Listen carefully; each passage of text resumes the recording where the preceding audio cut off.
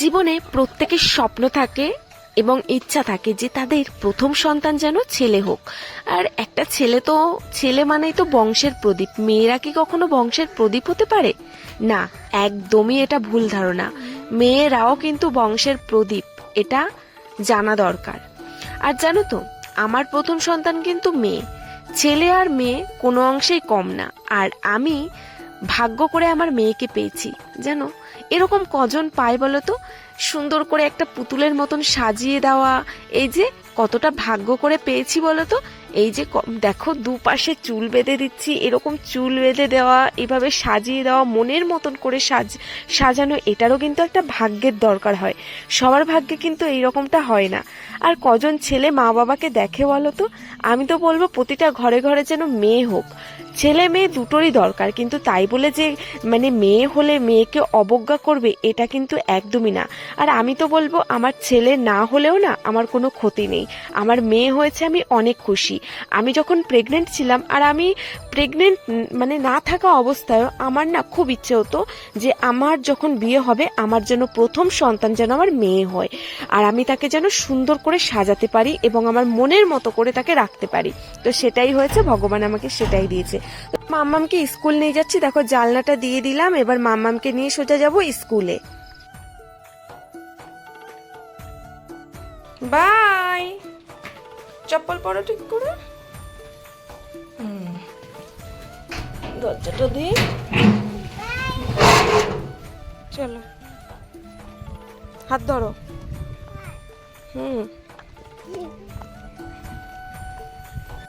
চলো।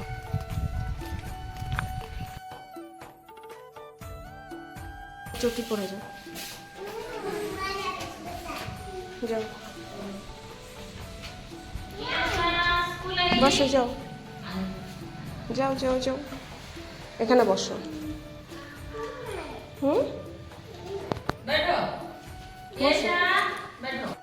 হয়েছে, লেখো লেখো, 1 2 লেখো।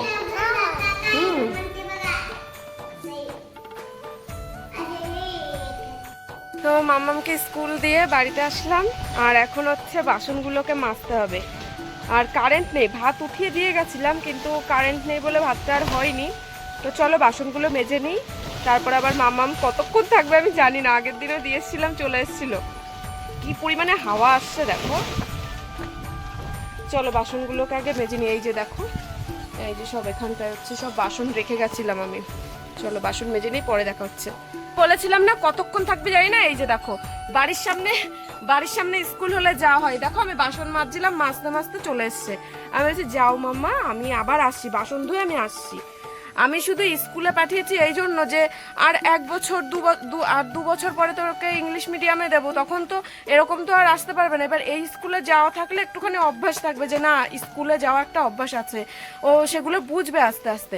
সেই জন্য আমাকে এখানে পাঠানো। আর বাড়ির সামনে যেত, ও বারবার করে এরকম চলে আসে আর কান্না করে। আমি না থাকলেই কান্না করবে। যাও মামা, আমি বাসন ধুয়ে আসছি, বাই, যাও বাই। চল চলো মামা, আমি বসে থাকবো, আমি এবার বসে থাকবো। চলো চলো চলো চলো চলো, আমি বসে থাকবো তোমার পাশে। চলো, তোমার স্টুডেंट को फेल लेके आए। যাও শোনো, যাও যাও।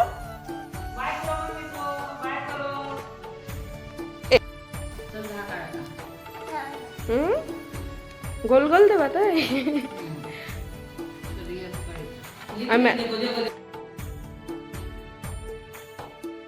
বলো শোনা। হ্যাঁ, আপেল। হ্যাঁ, তুমি আপেল, আপেল আঁকো। B for ball. এই দেখো, D for ball. ও একা। ম্যাডাম को টাটা দাও।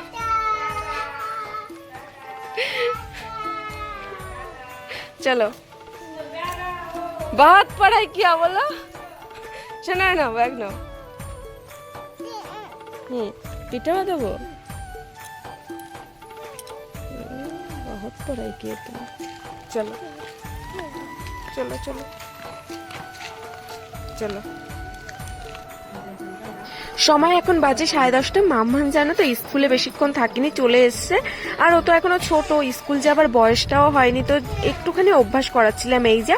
তো বাড়িতে এসে মাম্মামকে গরম ভাত করেছিলাম, ভাতের সাথে ছিল হচ্ছে সবজি, তো সেটা দিয়ে ভাত খাইয়ে দিচ্ছিলাম। তো চলো সবাইকে জানাই গুড মর্নিং। আর আমার মানে পুজো দেবো, আমার স্নানও হয়ে গেছে, তো সকাল সকাল পুজোটা দিয়ে নেবো ভাবছি। তো চলো আজকে একদম সকাল সকাল ব্লগটি শুরু করেছিলাম এবং সকাল সকাল পুজোও দেওয়া হয়ে যাচ্ছে। তো সবাইকে জানাই বিউটিস ব্লগে তোমাদের আরো একবার অনেক অনেক স্বাগতম আর ভালোবাসা জানিয়ে আজকের এই সুন্দর ভিডিওটি শুরু করছি। একটু ধৈর্য সহকারে দেখো, আশা করছি তোমাদের খুব ভালো লাগবে, এবং ভালো লাগলে পাশে থেকো, সঙ্গে থেকো, সাথে থেকো এবং পুরো ভিডিওটা দেখতে থাকো। আর আজকে এত ভালো লাগছে না, সকালবেলা যখন উঠেছি, সকালে উঠে গেছিলাম হচ্ছে ফুল তুলতে। বাড়িরও কিছু ফুল আছে, দেখো নয়নতারা ফুলগুলো তো আমার গাছের, আর এই ফুলটা হচ্ছে জুঁই ফুল। তো এই ফুলগুলো তুলতে গেছিলাম, তো এত সুন্দর যে আমার আসনটা লাগছে, আর এত সুন্দর গন্ধ বেরোচ্ছে, মানে ফুলের মানে আসনটাই যেন অন্যরকম একটা লুক দিয়েছে, মানে এই ফুলগুলোর জন্য এত ভালো লাগছিল। আর জানো তো ফুল যদি বেশি হয় না, মানে ঠাকুরের আসনটাও যেন একদম অন্যরকম লাগে। আর ফুল না হলে না একদম ভাল লাগে না পুজো দিতে, দেখতেও ভালো লাগে না। আর যেদিন ফুল থাকে পুজো দিতেও ভালো লাগে, দেখতেও ভালো লাগে। আর যেহেতু এই ফুলে খুব সুন্দর একটা গন্ধ, তো ঘরটাই যেন একদম সুন্দর লাগছে, মানে একটু গন্ধটার জন্য খুব মানে ময়ময় করছে একদম মানে ঘরটা। তো চলো আমি পুজোটা দিয়ে নিই, তারপর তোমাদের সাথে দেখা হচ্ছে।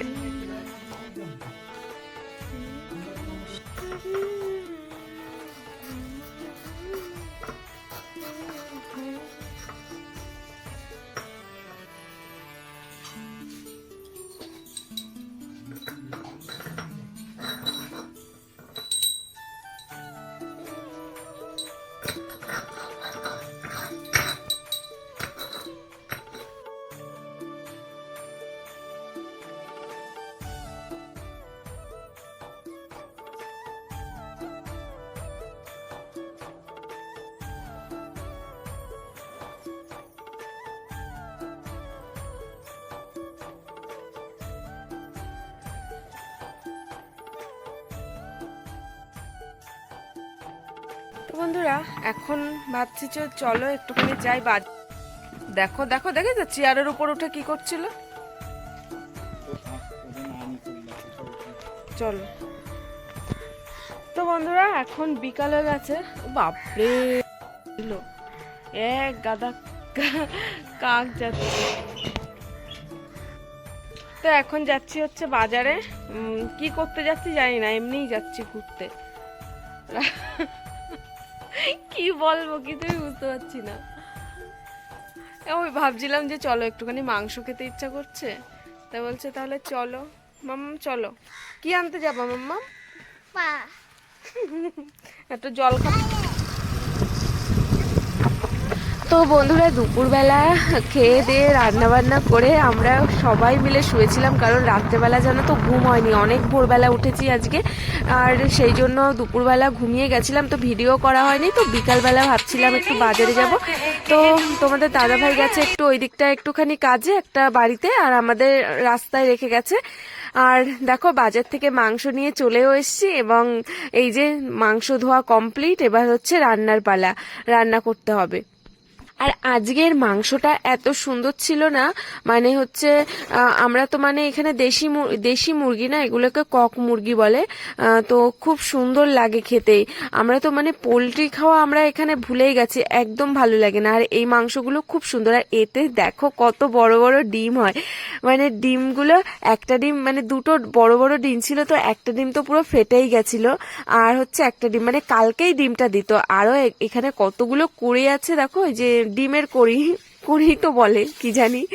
তো এই যে দেখো একটা বের করলো তোমাদের দাদাভাই, এই যে তো খুব সুন্দর লাগে কিন্তু ডিমগুলো বের করতে। যখন মুরগিগুলো আনে না, প্রত্যেকটা মুরগির মানে একটা করে তো প্রতিদিন ডিম পারবেই, আর তারপরে পেটের মধ্যে এতগুলো করে ডিম থাকে। তো চলো ঝটপট করে রান্নাটা সেরে নিই। আর প্রথমে দিতে হবে হচ্ছে সিটি, প্রথমে সিটি দিয়ে তারপরে হচ্ছে মশলা দিয়ে কষিয়ে রান্না করতে হবে, এবং পরে আমরা আবার একটা সিটি দিই, মানে দুবার করে সিটি দেওয়া হয় এই মানে মাংসগুলোয়।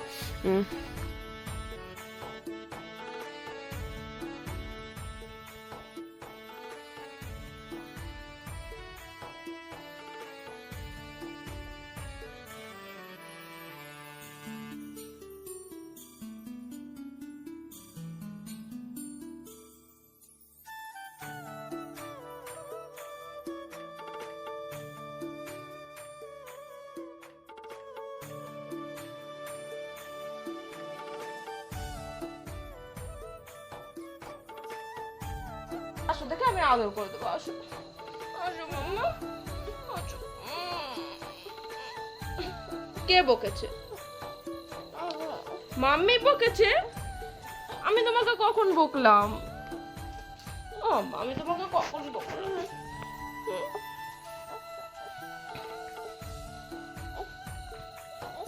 আমি তোমাকে কখন বকলাম? বাবা আদর করে দেবে, বাবা আসুক। এই এসে কিন্তু বাবাকে সোনাকে আদর করে দেবা।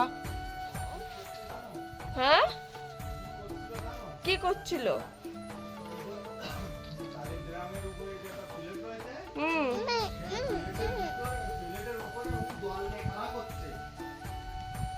হনুমান নিয়ে গেছে, হনুমান নিয়ে গেছে।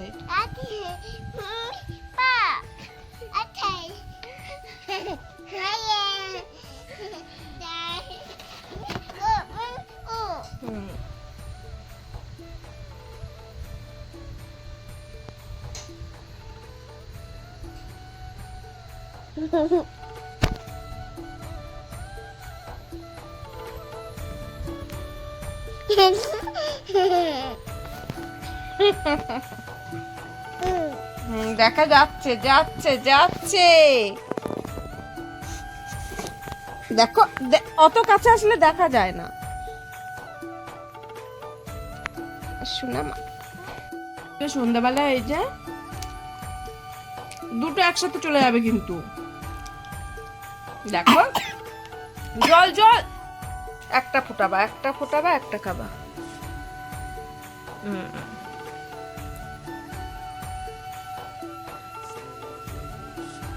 ফোটা গালে আছে? আচ্ছা তুমি খাও। চল না মা।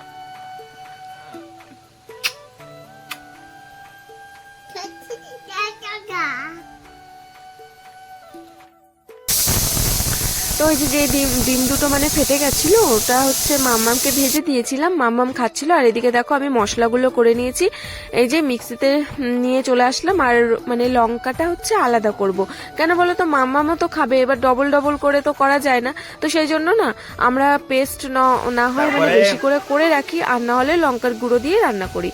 তো এই যে দেখো বড় বড় 2 পিস আলু, আর মাংসের মধ্যে আলু না হলে তো একদম চলে না। আর আমি তো মাংস মানে আলু ছাড়া আমি খেতেই পারি না। আর এই যে হচ্ছে মাম্মামের জন্য আলাদা মানে করেছিলাম, সেটা মাম্মামকে আমি খাইয়ে দিয়েছি ভাত। আর এদিকে দেখো যে গরম মশলাটা বেটে রেখেছি, আর আমাদের মাংস রান্না রেডি একদম। দেখো এবার হচ্ছে আরো একটা সিটি দিলে হয়ে যাবে।